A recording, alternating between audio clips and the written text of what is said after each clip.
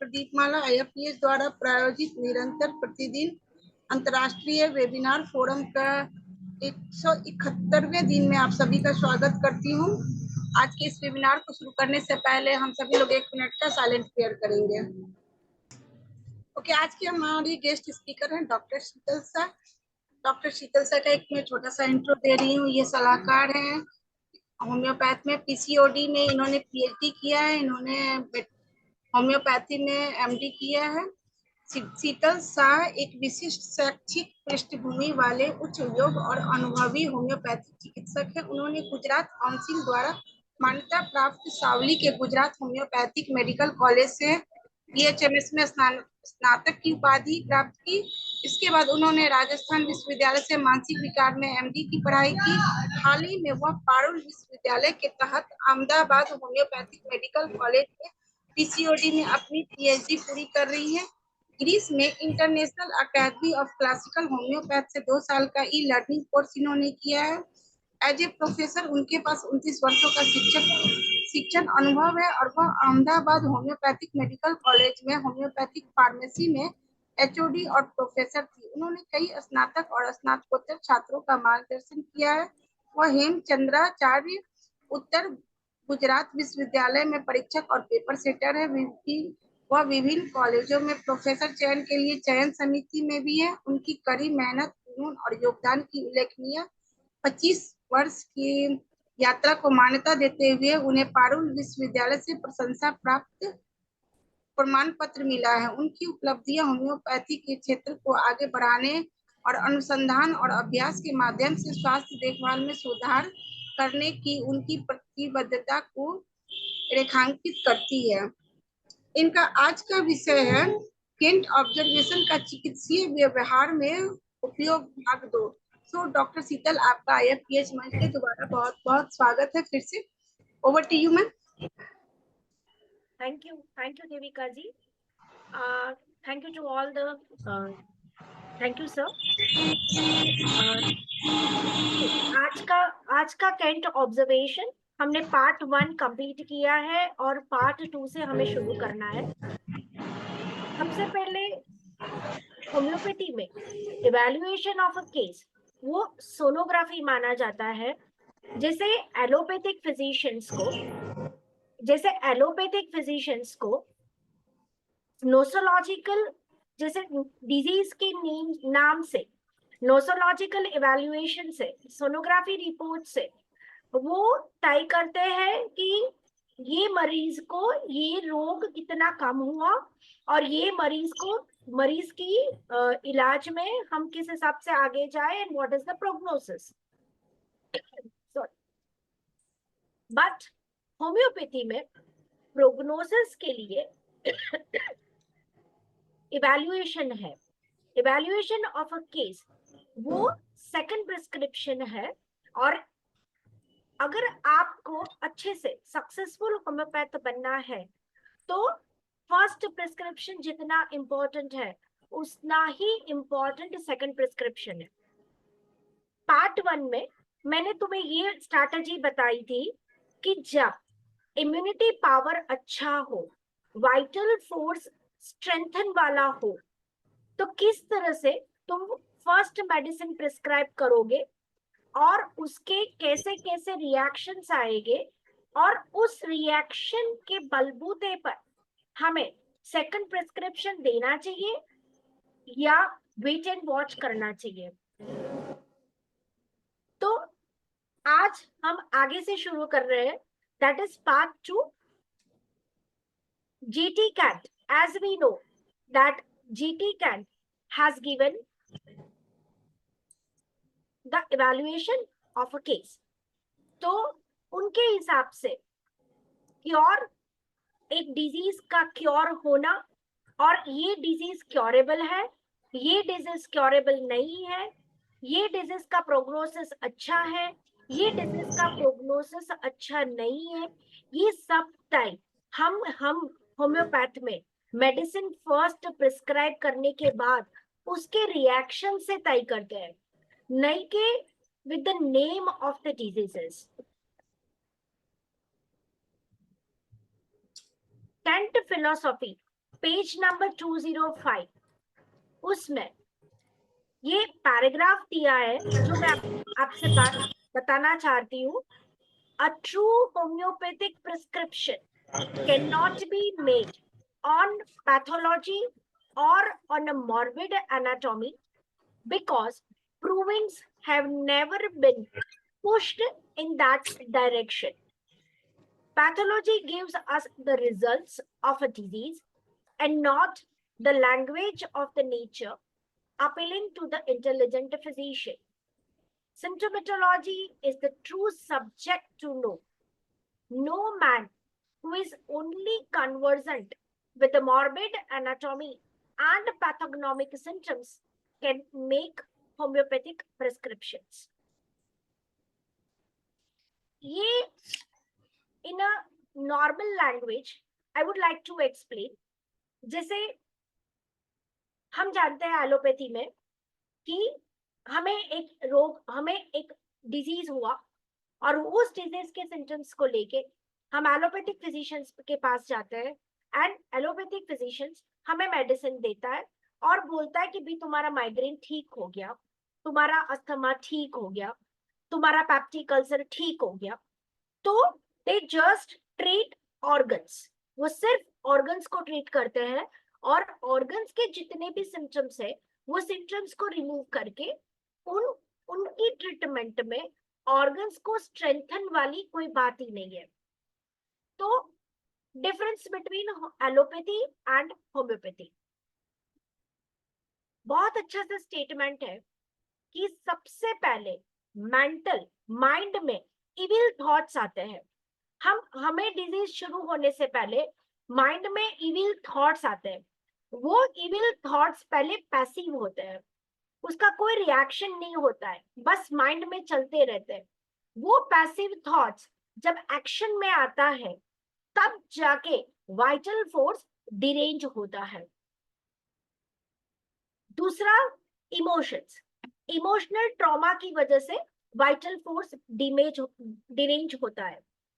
आजकल की lifestyle, junk food, वो सब की वजह से वाइटल फोर्स डिरेंज होता है. वाइटल फोर्स जब तक डिरेंज ना हो तब तक किसी को कोई भी डिजीज नहीं हो सकता. तो वाइटल फोर्स जैसे डिरेंज हो, वाइटल फोर्स किस हद तक डिरेंज हुआ वो उसकी लैंग्वेज, उसके सिम्टम से हमें पता चलता है. जितना ज्यादा वाइटल फोर्स डिरेंज हुआ उतने सिम्टम्स हमें ज्यादा मिलते हैं, ज्यादा डिजीज सिम्टम्स मिलते हैं उस पेशेंट में. तो जैसे वाइटल फोर्स डिरेंज हुआ, सबसे पहले एबनॉर्मल सेंसेशन शुरू होती है. वो एबनॉर्मल सेंसेशंस को हम ट्रीट नहीं करते हैं, हम जस्ट इग्नोर करते हैं, तो वो कन्वर्ट होता है एबनॉर्मल फंक्शन में. वो एबनॉर्मल फंक्शन के बाद पैथोलॉजिकल चेंजेस शुरू होते हैं. पैथोलॉजिकल चेंजेस को हम नोसोलॉजिकल नाम बोलते हैं. तो एलोपैथी को, एलोपैथ्स के लिए डिजीज की शुरुआत पैथोलॉजिकल चेंजेस से होती है. एक होम्योपैथ के लिए डिजीज की शुरुआत जिस दिन से वाइटल फोर्स ने अपनी जगह को छोड़कर डिरेंज हुआ, नीचे होने की कोशिश की, उस दिन से होम्योपैथिक डिजीज सिम्टम्स शुरू होते हैं. जो नोसोलॉजिकल डिजीज के नाम आए उसको भी अगर हम ट्रीट ना करें तब जाके ऑर्गन में स्ट्रक्चरल चेंजेस होते हैं और दैट स्ट्रक्चरल चेंजेस शुरू में रिवर्सिबल होते हैं, उसके बाद इरिवर्सिबल होते हैं. I just give an example कि प्री डायबिटिक पेशेंट, उसको हम नोसोलॉजी के हिसाब से बोलते हैं कि भाई इसको डायबिटीज की शुरुआत है. अगर उसको इग्नोर किया तो पेशेंट कन्वर्ट हो जाता है डायबिटीज में. जब पेशेंट डायबिटीज में कन्वर्ट हुआ, उसने मेडिसिन एलोपैथी शुरू की, तो उस टाइम वो लोग सिर्फ ऑर्गन डिजीज की मेडिसिन लेनी शुरू की और वो ऑर्गन को ट्रीट करते करते अ टाइम कम्स कि डायबिटीज के कॉम्प्लिकेशन शुरू होते हैं और reversible case converts into irreversible. So this is the way allopathic science treats the patient and evaluate the patient.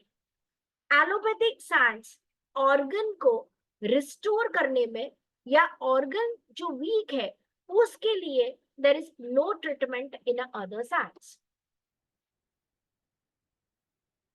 ये मैंने सिर्फ class 1, class 2, class 3, class 4 evaluation के लिए बनाया है। क्लास 1 और क्लास 2 के इवैल्यूएशन हमने पार्ट 1 में खत्म करे। आज हम क्लास 3 एंड क्लास 4 के इवैल्यूएशंस करेंगे।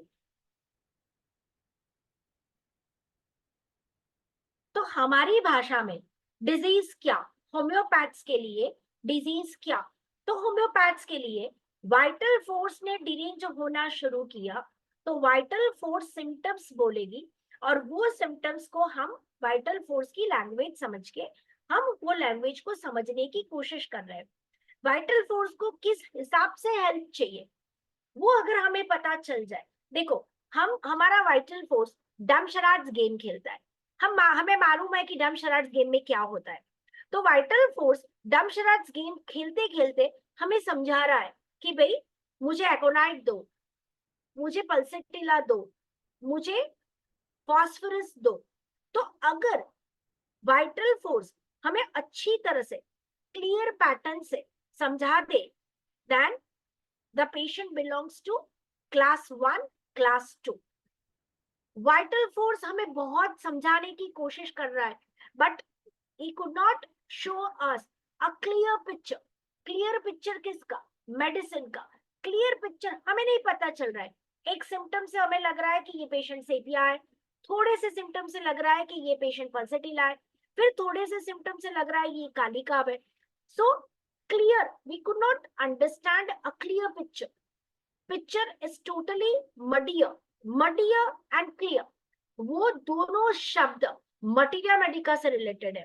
मटीरिया मेडिका के सिम्टम्स क्लियर, तो क्लास 1, क्लास 2 में पेशेंट का वाइटल फोर्स चला गया, और मटीरिया मेडिका के सिम्टम्स मडियर, हमें क्लियर पैटर्न नहीं मिल रही कोई एक मेडिसिन सिलेक्ट करने के लिए, तो उसको हम क्लास 4 और क्लास 3 में रखेंगे।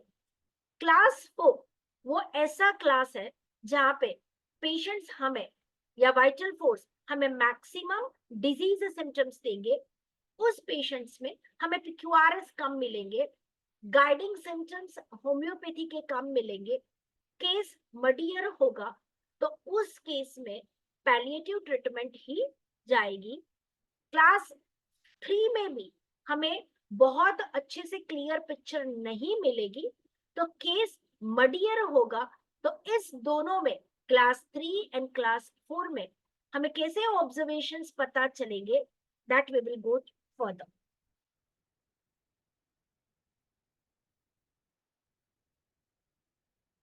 पोटेंसी सिलेक्शन, बिफोर हम इवेल्युएशन शुरू करें, पोटेंसी सिलेक्शन बहुत ही इंपॉर्टेंट है। जितना हमें केस क्लियर मिले या क्लास 1 का पेशेंट हो, उतनी हमें हाई पोटेंसी प्रिस्क्राइब करनी चाहिए, सीएम पोटेंसी प्रिस्क्राइब करनी चाहिए, एंड सिंगल डोज सीएम देके वेट एंड वॉच पीरियड में जाना चाहिए। Wait and watch period can be 1 year, can be 2 year, can be more than 2 to 3 years। तो क्लास 1 के पेशेंट में वेट एंड वॉच का ड्यूरेशन ज्यादा होता है।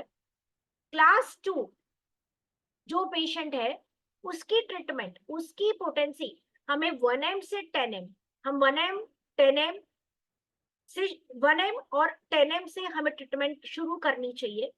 यहाँ पे 2 to 3 medicines we need for the complete cure of a patient। ये बिलोंग करते हैं class 2 and class 1। Now class 3 में, क्लास 3 के पेशेंट्स को हमें 200 पोटेंसी से ट्रीटमेंट शुरू करनी चाहिए। क्लास 3 के पेशेंट्स को कभी 1M 10M या 50M या CM प्रिस्क्रिप्शन नहीं करना चाहिए। यहाँ पे वाइटल फोर्स बहुत ही वीक होता है, और वीक वाइटल फोर्स की वजह से एग्रीवेशन के चांसेस, सीवियर एग्रीवेशन के चांसेस क्लास 3 और क्लास 4 में ज्यादा होता है। सीवियर एग्रीवेशन मतलब क्या? तो एग्रीवेशन इस तरह से होगा कि तुम्हें वो एग्रीवेशन के लिए मेडिसिन नहीं पता चलेगी। पेशेंट आके ऐसा ही बोलेगा, मुझे इतना सीवियर ब्लीडिंग है, शुरू से सुबह से लेके शाम तक इतना सीवियर ब्लीडिंग है। भैया कैसा ब्लीडिंग है नहीं मालूम, सिर्फ ब्लीडिंग है, साथ में पेन है नहीं मालूम, कलर कैसा है नहीं मालूम, कुछ कुछ उसके साथ कोई सिम्टम है नहीं मालूम, बस bleeding bleeding bleeding bleeding. So aggravation is severe, but you could not find out a medicine to treat. तो उस केसेस से हमें हमेशा 200 पोटेंसी से ट्रीटमेंट शुरू करनी चाहिए. और क्लास 4 यानी वाइटल फोर्स डिरेंज होते होते उस सिचुएशन में पहुंच चुका है कि वहां से तुम डायरेक्टली उसको रिस्टोर करते हुए भी उसको नॉर्मल पोजीशन में आप नहीं बिठा सकते. बेस्ट एग्जांपल, अगर 90 इयर्स की एक फीमेल है, मतलब दादी अम्मा है, उस दादी अम्मा को हम कितने भी स्ट्रेंथनिंग के मेडिसिन दे तो भी दादी अम्मा को हम छोटे बच्चों की तरह एकदम स्ट्रांग नहीं बना सकते. वो भले ना रोज बहुत सारी कैप्सूल्स खाए, फिर भी दादी अम्मा सिर्फ चेयर पर से उठ के 2 कदम चल सके उतने में हम खुश हो जाते हैं. तो वाइटल फोर्स क्लास 4 में ऐसे सिचुएशन पे चला जाता है कि वहां से उसको नॉर्मल पोजीशन में बिठाना नामुमकिन है. इन केसेस को हम 30 पोटेंसी से शुरू करना चाहिए. So evaluation should be according to the reaction of the symptoms. जितनी तुम्हें मटीरिया मेडिका सही मिले उतनी तुम हाई पोटेंसी यूज कर सकते हो. जितनी तुम्हें मटीरिया मेडिका एकदम से मडियर मिले, तुम्हारी मेडिसिन तुम्हारी पोटेंसी का सिलेक्शन उस हिसाब से जाना चाहिए.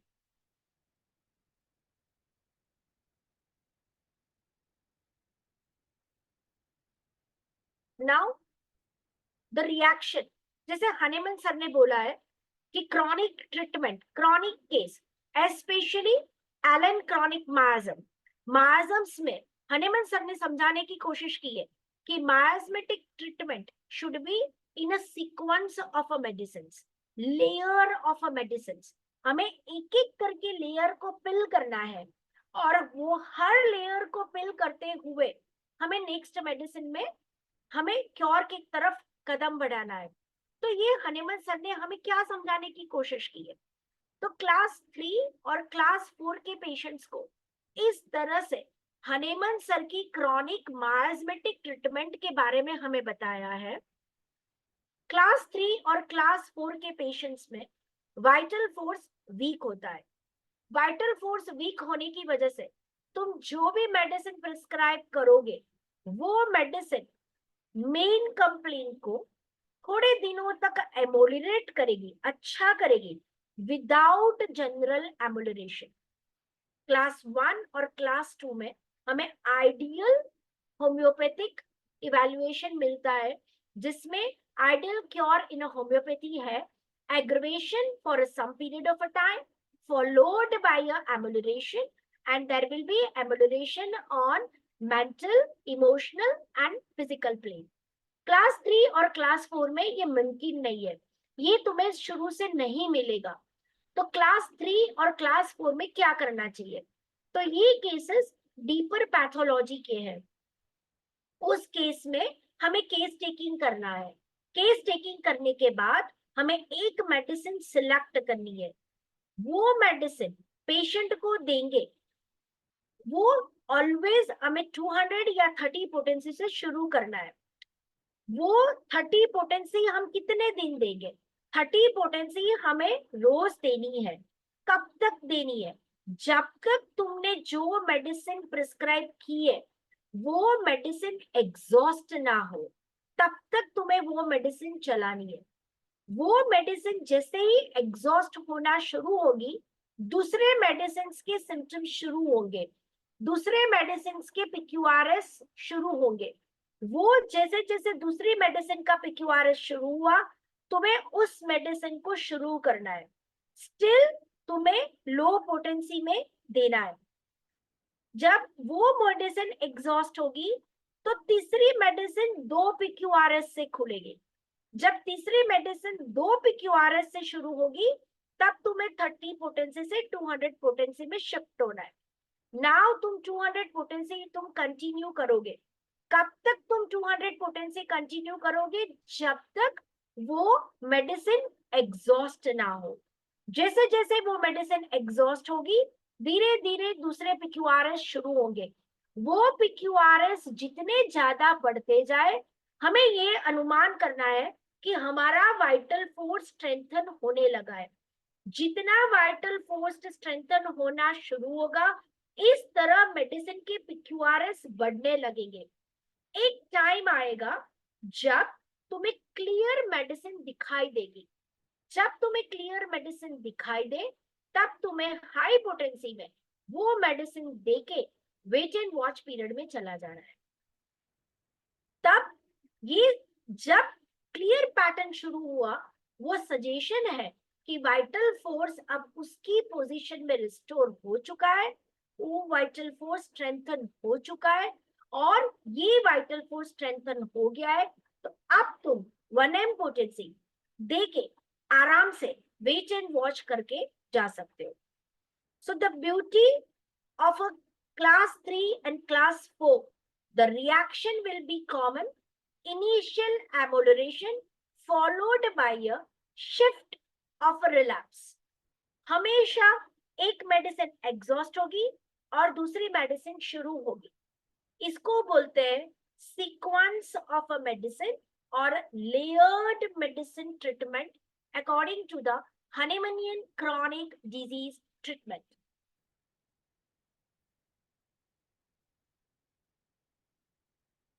Sequence of a medicine is needed.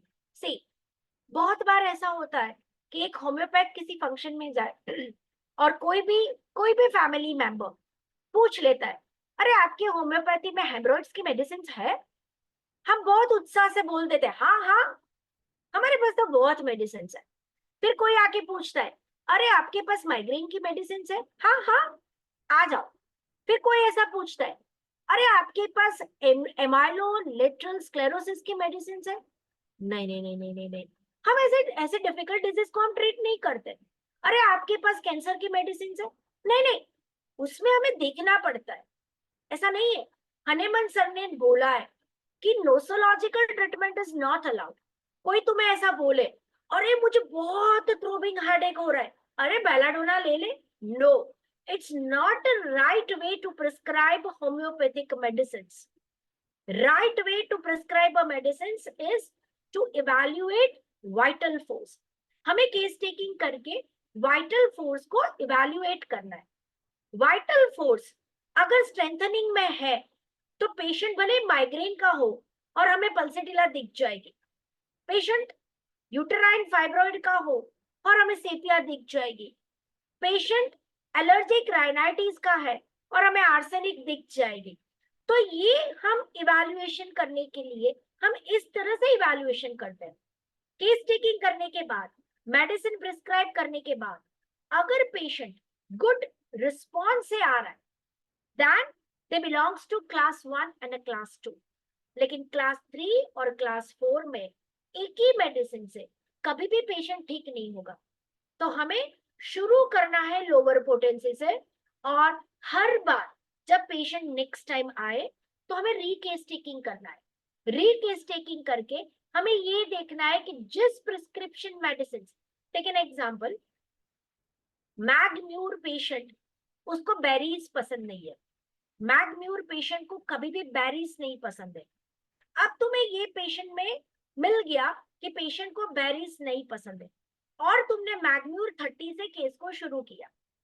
मैग्म्यूर 30 दिया, 1 मंथ के बाद तुम पेशेंट का रीकेस टेकिंग करोगे और देखोगे पेशेंट बोलेगा, अब पहले से मुझे बेरीज के प्रति जो नफरत थी वो धीरे धीरे कम होती जा रही है। ठीक है, 0 हो गई? नहीं नहीं, कम होती गई है। लेकिन आजकल मुझे बहुत बनाना पसंद होने लगा है। पहले मैं नहीं खाता था बनाना इतना, लेकिन अब मुझे ऐसा लग रहा है कि मुझे बनाना पसंद आने लगा है। ठीक है, फिर हम मैग्म्यूरी कंटिन्यू करेंगे। जब एक टाइम आएगा पेशेंट बोलेगा, अरे 2-3 दिन पहले मैंने बेरी खा ली, मुझे पता भी नहीं चला कि मैं बेरी अब मैं नहीं खाता था। आई वॉज, पता नहीं मैंने बेरी खा ली, मुझे एवर्जन जैसा नहीं लगा, फाइन। लेकिन अब मुझे स्ट्रॉन्ग क्रेविंग बनाना का होता है। तो now we should start with the tuberculina 30. Then patient's immunity power uplift हुआ, जैसे जैसे immunity power uplift हुई, अब पेशेंट बोलेगा कि अब मुझे बहुत ही पिकल्स खाने का मन कर रहा है, और पिकल्स के साथ साथ मैं टाइट क्लोथ्स नहीं पहन पाता. Then he had shifted to severe. लेकिन बनाना का क्रेविंग जाना चाहिए. बनाना का क्रेविंग कम हो, जब तक कम ना हो तब तक हमें ट्यूबरकुलिनम 30 ही देनी है. जैसे जैसे पेशेंट बोले कि अब मुझे बनाना के प्रति इतनी अब क्रेविंग नहीं रही और उसने अब 2 PQRS ओपन किए हैं, तो we will start with sepia 200. एक टाइम आएगा कि नाउ पेशेंट तुम्हें पूरा आर्सेनिक बताएगा. डॉक्टर मुझे ये हो रहा है, मुझे ये हो रहा है, मैं रेस्टलेस हो गया हूँ, मेरा मेरा मेंटल पिक्चर ये है, तो तुम्हें पूरा आर्सेनिक का पिक्चर मिलेगा. And that time we will prescribe arsenic 1 ml, and after that wait and watch. So chronic layered treatment means this is the way Dr. Hahnemann has explained us that we should treat layer by layer, improving the vital force in a strength. आपकी medicine सही जाती होगी तो PQRS बढ़ते जाएंगे. आपकी medicine सही नहीं जाती है तो पेशेंट को एम्यूनरेशन रहेगा, लेकिन साथ में जिस PQRS पे तुमने मेडिसिन दी है वो कम नहीं होंगे और दूसरे PQRS ओपन नहीं होंगे. अगर तुमने जिस PQRS पे मेडिसिन प्रिस्क्राइब की है वो कम नहीं हो रही है तो समझ लो तुमने मेडिसिन जो प्रिस्क्राइब की है वो गलत है. तुम्हें दूसरी मेडिसिन से शुरू करना पड़ेगा. तुमने जो मेडिसिन प्रिस्क्राइब की उस प्रिस्क्राइब से वाइटल फोर्स अगर स्ट्रेंथन नहीं हो रहा है तो दूसरी मेडिसिन का PQRS ओपन नहीं होंगे. तो ये बता रहा है कि क्लास 3 और क्लास 4 के पेशेंट में अगर तुम्हारी मेडिसिन फर्स्ट प्रिस्क्राइब्ड मेडिसिन गलत है तो PQRS और मेडिसिन एग्जॉस्ट नहीं हो रही है, तो उस पेशेंट में तुम्हें हर बार रीकेस टेकिंग करते करते ये देखना है कि उसके PQRS कम हुए कि नहीं हुए. तो द वाइटल फोर्स स्ट्रेंथन का पैरामीटर ही है कि PQRS ओपन हुए. एग्जॉस्ट मेडिसिन बहुत इंपॉर्टेंट है, मेडिसिन एग्जॉस्ट होना. और क्लास 3 और क्लास 4 के पेशेंट्स में मेडिसिन एग्जॉस्ट होगी क्योंकि वाइटल फोर्स एक मेडिसिन से अपलिफ्ट नहीं होने वाला है, उसे बहुत सारी मेडिसिन का सपोर्ट का जरूरत है. तो फर्स्ट मेडिसिन एग्जॉस्ट हुई उसका मतलब PQRS चला गया. PQRS गया तो वो मेडिसिन एग्जॉस्ट हो गई, तो हमें सर्च करना है दूसरा PQRS. जैसे दूसरा PQRS मिल गया हम वो मेडिसिन से शुरू किया.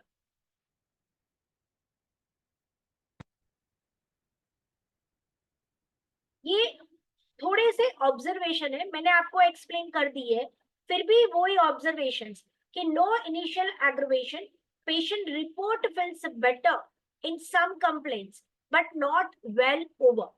पेशेंट आके ऐसा बोलेगा, आपकी मेडिसिन आपने प्रिस्क्राइब की है, इसमें हमने 30 पोटेंसी से ही शुरू किया है. पेशेंट बोलेगा कि मेरा कंप्लेंट थोड़ी सी कम है. देखो एक एग्जांपल दे रही हूँ. आई हैड वन पेशेंट, वो सोरियासिस का पेशेंट है, उसको मैं नाइट्रिक एसिड 30 दे रही हूँ क्योंकि उसको, sorry not nitric acid, arsenic album 30 दे रही हूँ कि उसके उसके हर डिस्चार्ज ऑफेंसिव है. हर बार मैं उसको पूछ रही हूँ एवरी मंथ तुम्हारा पर्सपिरेशन की ऑफेंसिवनेस कम हुई? वो बोल रहे हैं हाँ 10% कम हुई, 20% कम हुई, 40% कम हुई, 50% कम हुई, लेकिन अभी तक जीरो नहीं है. जिस दिन उसकी पर्सपिरेशन वो जीरो होगी उसके साथ उसको स्किन का कम हुआ है लेकिन एसिडिटी बहुत शुरू हो गई है. तो दूसरी PQRS और दूसरे मेडिसिन के PQRS पर्सपिरेशन जैसे जैसे उसकी ऑफेंसिवनेस कम होगी दूसरी मेडिसिन के PQRS आना शुरू होंगे. वो जैसे जैसे PQRS आएंगे हम उस PQRS के बेस पे उसको सेकंड मेडिसिन देंगे. लेकिन यहाँ पे पेशेंट बोल रहा है कि मुझे अच्छा लग रहा है मेरे सिम्टम्स में, लेकिन उसके ऑफेंसिव पर्स्पिरेशन काम नहीं हो रही, तो आपकी प्रिस्क्राइब हुई आर्सेनिक मेडिसिन गलत है। आपको उस perspiration offensive, all the discharges offensive, उसको फिर से रीकेस टेकिंग करके आइदर नाइट्रिक एसिड प्रिस्क्राइब करनी चाहिए या सोराइनम प्रिस्क्राइब करनी चाहिए, या दूसरी उस हिसाब की रेपेटाइजेशन करके उस पेशेंट के बलबूते पर तुम्हें दूसरी मेडिसिन शुरू करनी चाहिए। तो सिर्फ symptoms improve is not a evaluation of a first medicine. Class 3 और क्लास 4 में evaluation of your right medicine will be on a removing of the PQRS. Study aggravation of all the symptoms. See, class 3 और class 4 वाले patients जब homeopathy शुरू करते हैं तो उन लोग को ऐसा लगता है कि अब हम होम्योपैथी की मेडिसिन ले रहे हैं तो हम थोड़ी बहुत एलोपैथी की मेडिसिन कम कर सकते हैं। देखे तो सही, एलोपैथी होम्योपैथी काम करती है कि नहीं करती है। तुमने उन्हें समझाया होता है कि तुम पिछले 35 साल से कोई मेडिसिन ले रहे हो और तुमने आज होम्योपैथी शुरू की, हमने तुम्हारा वाइटल फोर्स को अभी स्ट्रेंथन भी नहीं किया, तो तुम क्यों उसको छोड़ देते हो? तो वो एलोपैथिक मेडिसिन हमारे लिए वो ब्रेसेस की तरह काम करती है। कोई मरीज है जो लेके चल रहा है, उसको तुम एकदम से उसके मसल्स को स्ट्रेंथन किए बिना उस लाठी को तुम छोड़ नहीं सकते हो। लेकिन फिर भी पेशेंट को ऐसा मन करता है कि एक आध दिन हम नहीं ले, तो वो जो पास्ट सप्रेस सिम्टम्स है जिसको एलोपैथी ने सप्रेस करके रखा था, वो लिटिल बिट एलोपैथिक मेडिसिन को काम करने की वजह से पेशेंट को एग्रोवेशन फील होता है। पेशेंट बोल रहा है कि हमने 1 मंथ की मेडिसिन ली, लेकिन ये 1 मंथ की मेडिसिन में मेरे सारे सिम्टम्स में मुझे अच्छा नहीं लग रहा है। तो ये हो सकता है कि उन्होंने एलोपैथिक मेडिसिन जो साथ में चलानी थी उसको उसमें थोड़ी सी कम की है, तो पास्ट सप्रेस मेडिसिन ज्यादा चल रहे हैं। तो हमें वो नहीं देखना है, लेकिन हमें देखना है कि हमारा PQRS ये एग्रावेशन के साथ कम होता जा रहा है, नहीं हो रहा है, और पेशेंट को साथ में एग्रावेशन है, तो हमें फिर से रीकेस टेकिंग करना है। सी, क्लास 3 और क्लास 4 वाले पेशेंट के एग्रावेशन इतने सीवियर होते हैं कि अगर तुमने अच्छे से मेडिसिन नहीं दी तो हो सकता है patient can go to the collapse, patient death की ओर भी चला जा सकता है, क्योंकि वाइटल फोर्स में इतनी कैपेसिटी नहीं है कि वो डिजीज को पेरिफेरी में थ्रो करे और ऑर्गन्स को बहुत जल्दी से स्ट्रेंथन करे। तो इस एग्रावेशन को हमें फिर से रीकेस टेकिंग करके हमारे PQRS को फिर से री इवेल्युएट करके हमें उस टाइम उस मेडिसिन को प्रिस्क्राइब करना चाहिए। थर्ड एग्रावेशन है worse for an entire month.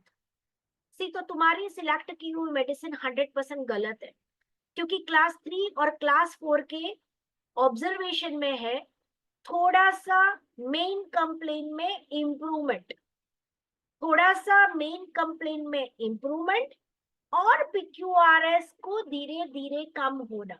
ये दो साइन है कि तुमने जो फर्स्ट मेडिसिन प्रिस्क्राइब की है वो सही है।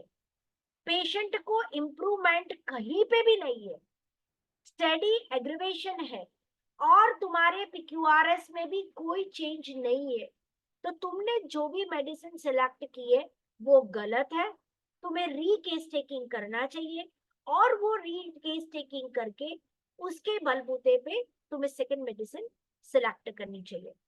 अब तुमने फिर से दूसरी मेडिसिन 30 पोटेंसी में शुरू की और फिर भी पेशेंट आके बोल रहा है कि मेरे को the whole month I was not feeling better.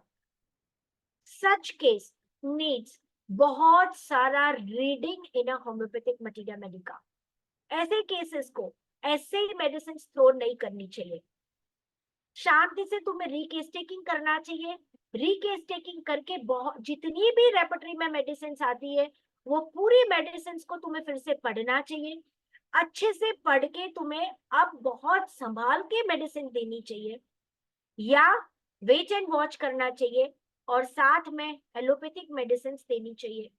कई बार ऐसा होता है कि after 1 month the PQRS starts to reduce, तो तुम्हें नेक्स्ट मेडिसिन की ओर जाना चाहिए। आफ्टर 3 मंथ्स भी तुम्हारी PQRS में कोई चेंज नहीं है, तो ये हो सकता है एक होम्योपैथ के लिए ये बहुत ही डिफिकल्ट केस है, या जो भी डिजीज के लिए पेशेंट आया है वो होम्योपैथ्स के लिए इनक्योरेबल केस है।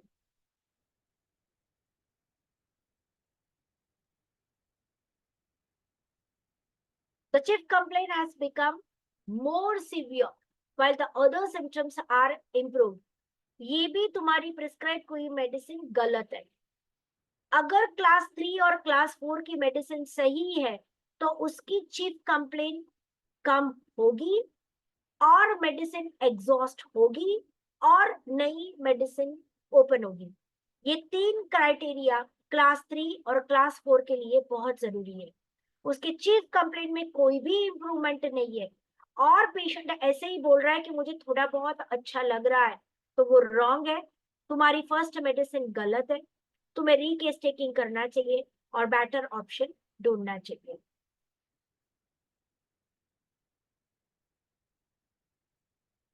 तो ये ऑब्जर्वेशंस थे फर्स्ट प्रिस्क्रिप्शन के बाद सेकंड प्रिस्क्रिप्शन के। लेकिन क्लास 3 और क्लास 4 में बहुत ही इंपॉर्टेंट एक बात है कि इस पेशेंट्स को कभी भी एक्यूट कंप्लेंट्स जल्दी से नहीं होती है। तो अगर उनको एक्यूट कंप्लेन हुआ तो एक्यूट कंप्लेन के साथ उसको बुखार हुआ, तो बुखार यानी इट्स अ साइन कि तुम्हारी मेडिसिन वाइटल फोर्स को अपलिफ्ट कर रही है। ऐसा रिएक्शन मिले तो समझ लो तुम्हें हीरा मिल गया। उस केसेस को बहुत सारे मेडिसिन थ्रो करके मत केस को बिगाड़ो, डोंट स्पॉइल द केस। इस फीवर में अगर पेशेंट को हाई ग्रेड फीवर है तो उस फीवर के लिए मेडिसिन नहीं देनी चाहिए। Ask the patient to take allopathic medication. तुम्हारी मेडिसिन सही है, तुम्हें वेट एंड वॉच करना है, वाइटल फोर्स अच्छे से अपलिफ्ट हो रही है, ये रिएक्शन ये बता रही है कि तुमने जो भी मेडिसिन दी है वो सही है, भरोसा रखो, वक्त दो, तो मेडिसिन आप अपलिफ्ट कर लेंगे। सो क्लास 3 पेशेंट में एक्यूट इन्फेक्शन के साथ बुखार आना is a significant sign that your medicine is right and a significant sign that you have uplifted the vital force strength has been increased. एक मेरे लाइफ में एक ही पेशेंट आया, the lady female 85 years old की थी, उसको Alzheimer हुआ था। Alzheimer we know that it is an incurable treatment. Alzheimer के पेशेंट को हम मेडिसिन दे रहे थे। जब उनकी डेथ हुई उसके 15 दिन पहले उनको सिवियर फीवर हुआ था और उस फीवर के बाद the patient has been collapsed and then there was a death of the patient. तो वो वाइटल फोर्स ने कोशिश की जंप लगाने की, लेकिन वो उसकी जगह पे वापस नहीं बैठ पाया और वापस से वो नीचे गिर गया और अब ऐसे नीचे गिर गया कि अब को किसी भी हालत से हम वाइटल फोर्स को उसकी नॉर्मल पोजीशन में नहीं बिठा सकते। So that was the end of that patient and there was a death of the patient. तो ये कोई भी क्रॉनिक केस में अगर पेशेंट बोले कि एपिलेप्सी का पेशेंट है, वो बोले कि मुझे कोविड नहीं हुआ, मुझे कभी भी सर्दी जुकाम नहीं होती है, मुझे कभी भी बुखार नहीं आता है, then it's a wrong thing. लेकिन तुमने एपिलेप्सी की ट्रीटमेंट शुरू की, तुमने सीओपीडी की पेशेंट को मेडिसिन शुरू की और तुम्हारे ट्रीटमेंट में पेशेंट बोले कि मुझे बुखार आया, तो समझ लो ये तुम्हारी प्रिस्क्राइब मेडिसिन सही जा रही है, वाइटल फोर्स स्ट्रेंथन हो रहा है। लेकिन कभी भी उस फीवर को एक एक्यूट होम्योपैथिक मेडिसिन से ट्रीट नहीं करना चाहिए। इस फीवर को तुम्हें तुम्हारी जो रेगुलर मेडिसिन जिस PQRS बेस पे तुमने प्रिस्क्राइब की है वो मेडिसिन कंटिन्यू ही करनी चाहिए और ये फीवर को अबेट करने के लिए एलोपैथिक साथ में देनी चाहिए। और जैसे जैसे वाइटल फोर्स स्ट्रेंथन होगा फीवर चला जाएगा and the patient will be feel better.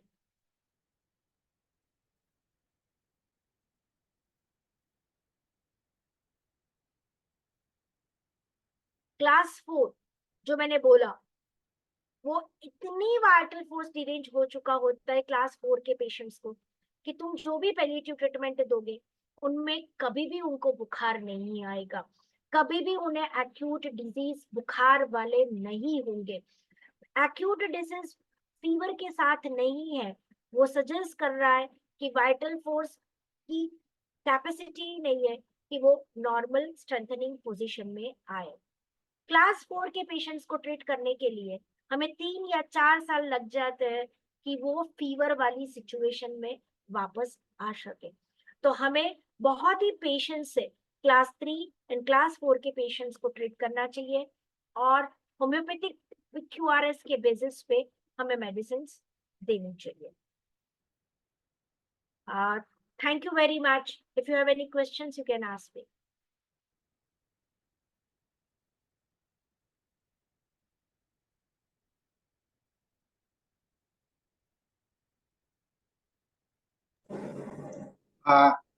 शीतल जी, आपका प्रेजेंटेशन बहुत अच्छा था।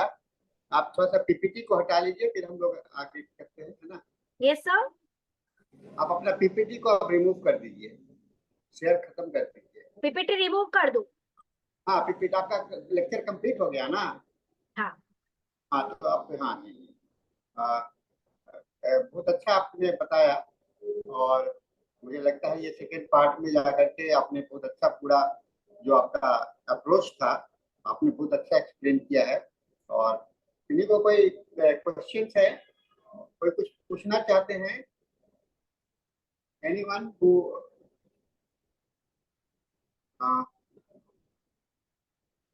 किन्हीं को कुछ कहना है?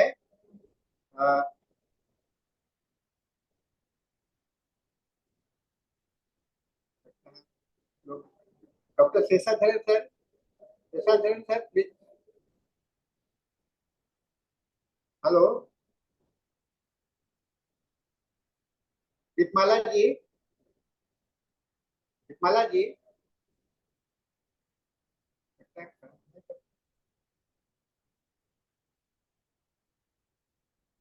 हाँ ये सर, हाँ ये सर।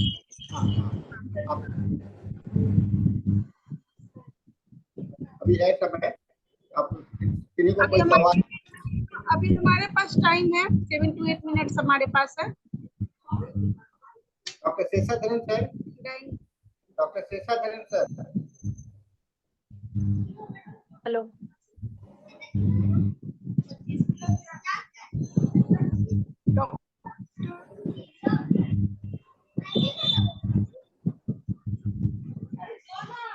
किसी का कोई सवाल है प्लीज? किसी को कोई सवाल है प्लीज? आई थिंक कोई क्वेश्चन नहीं है हमारे पास sir. Doctor Sridhar sir want to. Sir है ना? श्रीधर सर है नहीं? Yes, yes. Yes yes.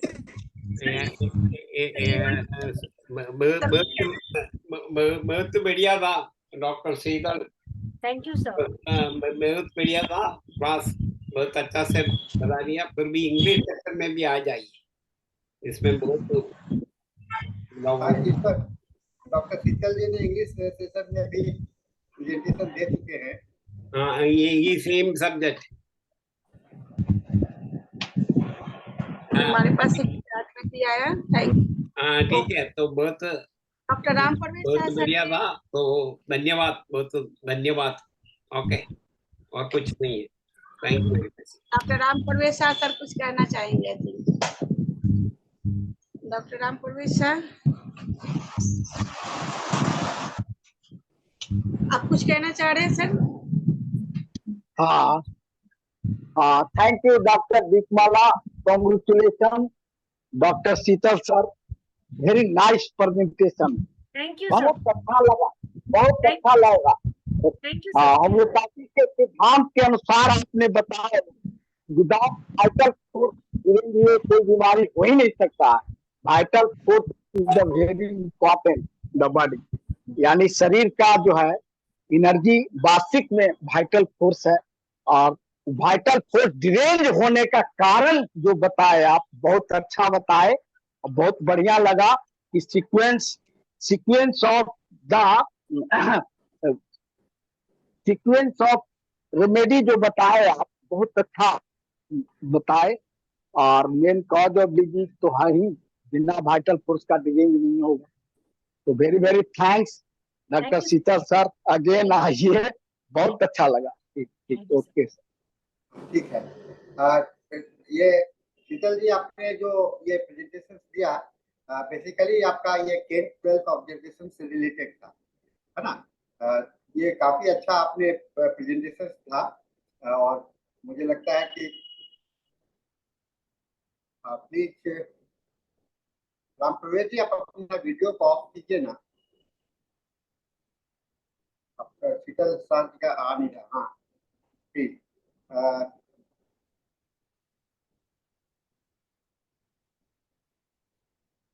Doctor शीतल, आप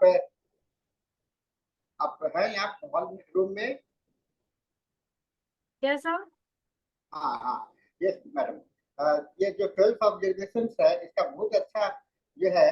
और मुझे लगता है कि जो लोग को क्लिनिकल प्रैक्टिस करने, ये जो 12 ऑब्जर्वेशन का जो फॉलो अप किया जाता है, जो अगर प्रैक्टिशनर्स इसको अपने क्लिनिक में क्लिनिकल प्रैक्टिस में इसको अप्रोच को अपना लें, तो सभी तरह के जो टोटलिटी का, और जो सबसे बड़ा जो प्रॉब्लम होता है हम लोगों को सेकेंड प्रिस्क्रिप्शन में, डॉक्टर्स लोगों को जो होता है, पहला दवा तो टोटलिटी के हिसाब से निकाल लेते हैं, और या गलत हो या सही, लेकिन गलत हो जाने के बाद भी और सही हो जाने के बाद में भी हम लोग आगे कैसे बढ़े, इस पर लोगों को संदेह रहता है। प्रैक्टिस में सर मैंने यही देखा है कि स्टूडेंट्स अच्छा शुरुआत करते हैं द इनिशियल प्रैक्टिस ना, लेकिन वो आगे जाके खुद का ही केस को स्पॉइल कर देते हैं।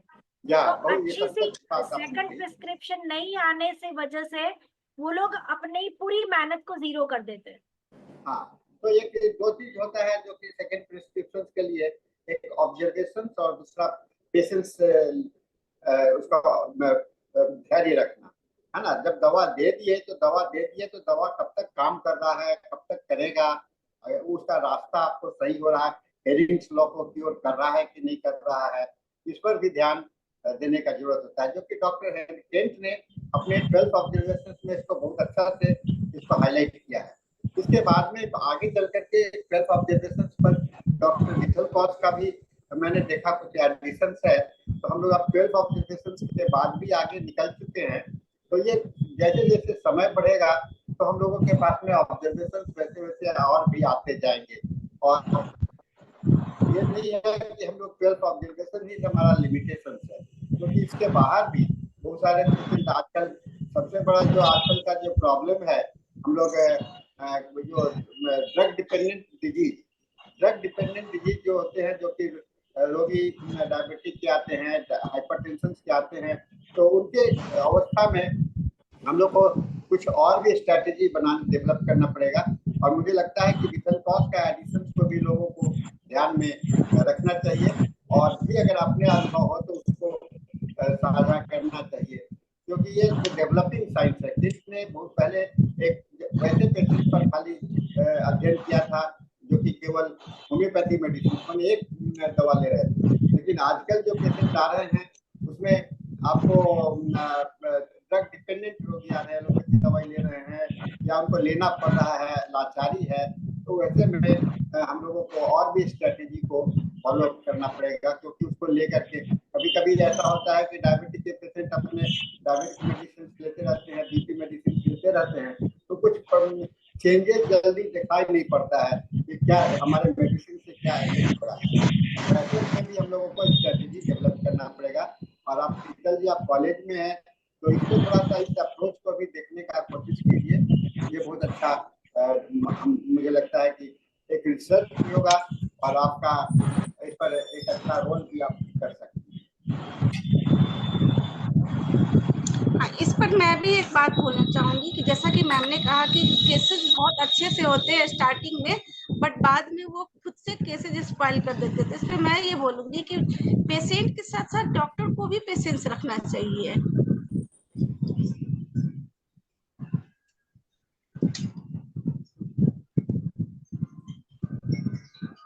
So thank you, Dr. Sheetal. I think आपका सेशन, अब हमारा टाइम भी खत्म हो गया। आपका सेशन बहुत ही अच्छा रहा। थैंक यू अब हमारा हिंदी सेशन खत्म होने जा रहा है और इंग्लिश सेशन स्टार्ट होने जा रहा है। तो अभी मंच में डॉक्टर धनीश सर को हैंड ओवर कर रही हूँ। Over to you sir. Doctor Dhanish sir, I will make you host, just a minute.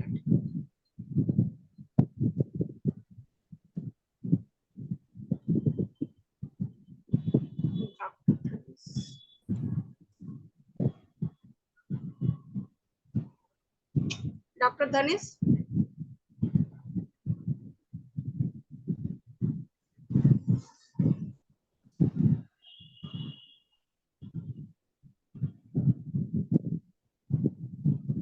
Dr. Dhanesh, now you are the host. Sorry, Brijnandan Kumar. OMG. Sorry, Brijnandan Kumar. Who is Brijnandan Kumar? नहीं ब्रिजनंदन कुमार नहीं है। नहीं, वो I think आपने ब्रिजनंदन कुमार को host बना दिया। आप धनेश को होस्ट नहीं बना। सर आप चेंज कीजिए doctor Brijnandan Kumar. Actually by mistake मैंने डॉक्टर धनेश को, आप ब्रिजनंदन कुमार को डॉक्टर धनेश को होस्ट बनाइए। Deepmala ji. Sir just a minute sir, मैंने ब्रिजनंदन सर मैंने बनाया था डॉक्टर धनेश को ही, बट ब्रिजनंदन कुमार हो गया। अब कौन ब्रिजनंदन कुमार है? Kindly make the host to doctor Dhanesh. आपने गलत होस्ट बना दिया। Doctor Brijnandan Kumar, doctor Brijnandan sir मैंने धनेश, डॉक्टर धनेश सर को ही, but by mistake I think ये हो गया। So Brijnandan Kumar, who is Brijnandan Kumar? Kindly हो जाएगा। IFPS को होस्ट हो गया है, अब हो जाएगा। यस डॉक्टर धनेश हो गया host. Thank you, Dr. Deepamala and Sahani sir.